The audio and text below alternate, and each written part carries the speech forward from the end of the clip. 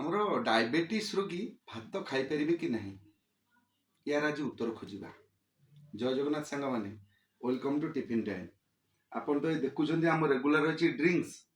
आ ये रही महुल फुलर चकुली माने विदाउट एनी ऑयल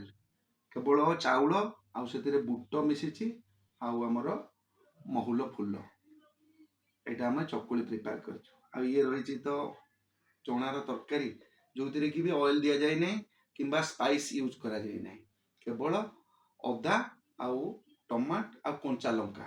एक ग्राइंडिंग कर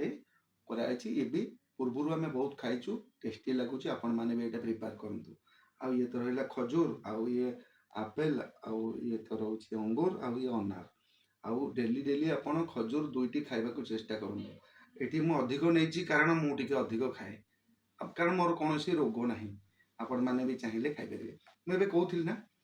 डायबिटीज रोगी भात खाईपर कि ना हाँ आज्ञा भात खाईपर आम कहीं मना करूँ ना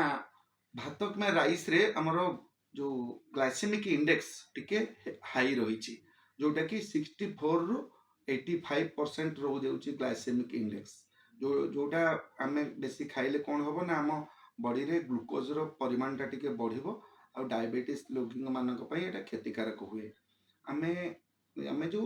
भात कि राइस खाऊचे सेटा जदि पूरा धड़ा न होइकि आमे टिके ब्राउन राइस कि ब्लैक राइस खाइबा कि आमे बासुमती राइस खाइबा तार ग्लाइसेमिक इंडेक्स टे कम रहिबो। आ को माने भात खाई परिबे ना जो मानकर जे फिजिकल एक्सरसाइज करूछंती जो माने पूरा हेल्दी अछंती आ कंपैरेटिवली टिके सुस्थ अछंती से माने खाई परिबे कारण से माने खाइबा द्वारा कौन हबो ना तांकर ग्लूकोज लेवल टा बेसी बढ़िबनी कारण एथिरे रहिछि जो हमर भात रे हमर फाइबर रहिछि प्रोटीन भी रहिछि तेणुक आपण मैंने चेष्टा करूँ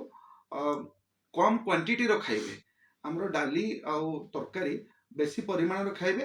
भात गोटे कप रे खाई परिबे। पूर्व लोक मानकर अभ्यास थिला थाली रे भात खाउथिले आ गिनारे खाउथिले तरकारी सेटा आज चेंज हो जाइछि। आमे भात खाइबा दरकार आमे गिनारे एंती गिनारे गोटे गिनारे भात खाइबा आउ हमर सब्जी नबा थाली रे जोटा कि प्लेट 1 प्लेट